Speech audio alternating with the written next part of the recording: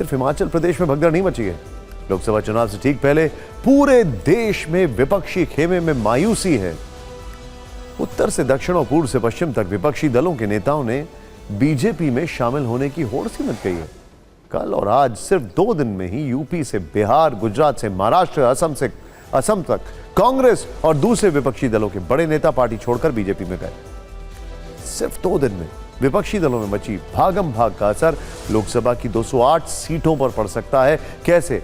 अब जरा ये अंक गणित समझते हैं। 80 लोकसभा सीटों वाले यूपी में राज्यसभा चुनाव में समाजवादी पार्टी के 7 विधायकों ने बीजेपी के पक्ष में क्रॉस वोटिंग की। अब ये विधायक औपचारिक रूप से बीजेपी में जा सकते हैं। 40 लोकसभा सीटों वाले बिहार में महागठबंधन के 3 विधायक बीजेपी में शामिल हो गए। 48 सीटों वाले महाराष्ट्र में कांग्रेस को झटका लगा है। महाराष्ट्र कांग्रेस के कार्यकारी अध्यक्ष बसवराज पाटिल बीजेपी में चले गए।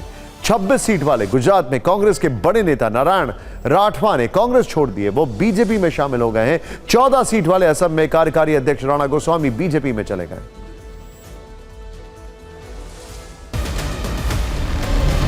समाजवादी पार्टी के अध्यक्ष अखिलेश यादव लोकसभा चुनाव की तैयारी में लगे हैं।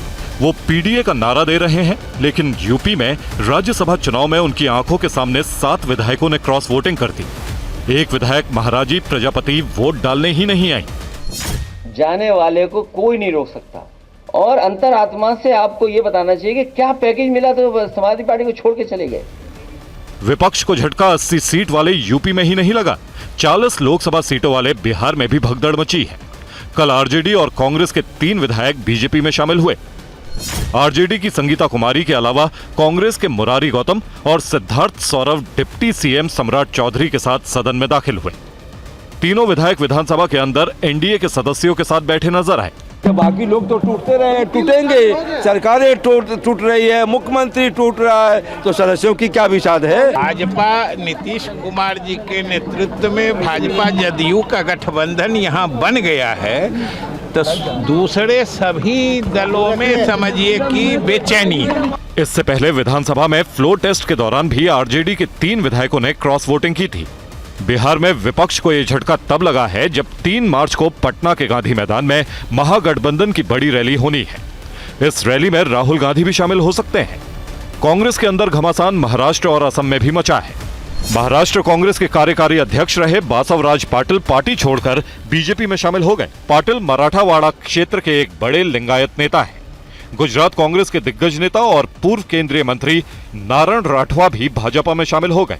नारायण राठवा 5 बार लोकसभा से सांसद रह चुके हैं। असम कांग्रेस के कार्यकारी अध्यक्ष राणा गोस्वामी भी बीजेपी में शामिल हो गए। वो जोरहाट से विधायक भी रह चुके हैं।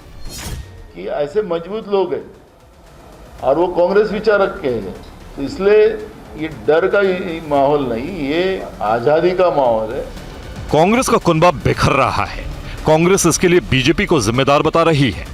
टीवी9 भारतवर्ष के कॉन्क्लेव सत्ता सम्मेलन में गृह मंत्री अमित शाह ने विपक्ष में बिखराव पर बड़ी बात कही।